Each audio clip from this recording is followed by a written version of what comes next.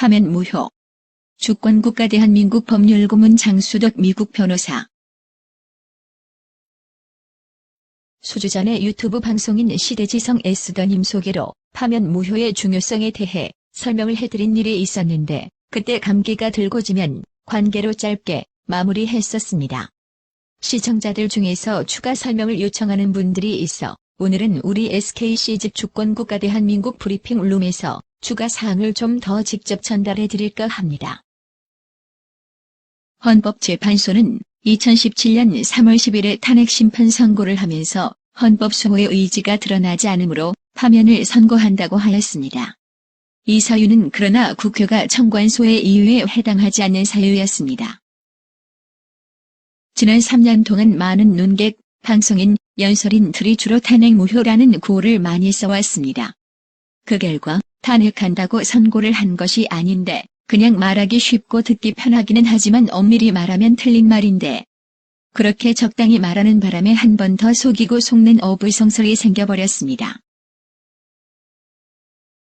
현실적으로 탄핵 판결이 무효라고 주장하면 구체적으로 탄핵 청구를 인용하지 않았는데 무슨 어폐가 있는 말을 하느냐 하고 반박할 수 있을 것입니다.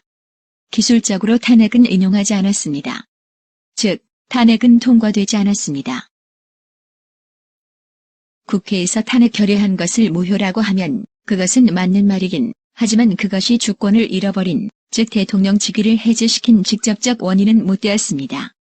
왜냐하면 헌재에서 파면하지 않았으면 국회의 탄핵 결정만으로는 직위 해제가 되지 않았을 것이기 때문입니다. 그래서 국회의 탄핵 소추는 직위 해제의 근인이 아니라 원인밖에 되지 않는 것입니다.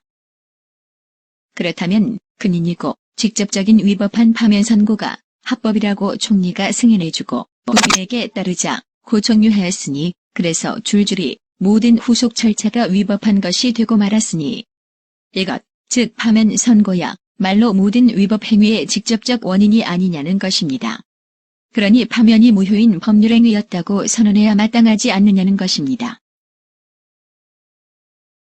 즉, 파면은 위법한 것이었으니 무효라고 해서 바로잡아야 잘못된 모든 후속 조치를 바로잡을 수 있을 것 아니냐는 것입니다. 즉 대통령을 구속하고 하지 말았어야 할 보궐선거를 강행하고 대통령을 선출하고 정식 대선은 하지도 않은 것 모두가 위법하고 무효이고 집행 불가한 법률 행위였다는 것입니다. 그래서 현실적으로 주권 회복을 위해서는 탄핵 무효가 아니라 파면 무효를 주장하여야 앞뒤가 맞아서 실효가 있을 것입니다.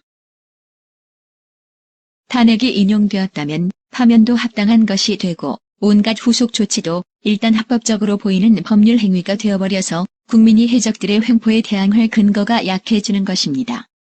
예를 들면 검찰은 우린 대통령이 정말 파면된 줄 알고 헌법 84조 및 공정 절차 등을 무시하고 일반 국민이 된 대통령을 입건하였다고 항변할 것입니다. 실체법 규정을 정면으로 명시적으로 위반한 파면이었기 때문입니다. 즉, 헌법재판소법 제53조 1항을 정면 위반한 선고였습니다. 법령 위반은 명시적 위법입니다. 추가 증명이 필요 없습니다.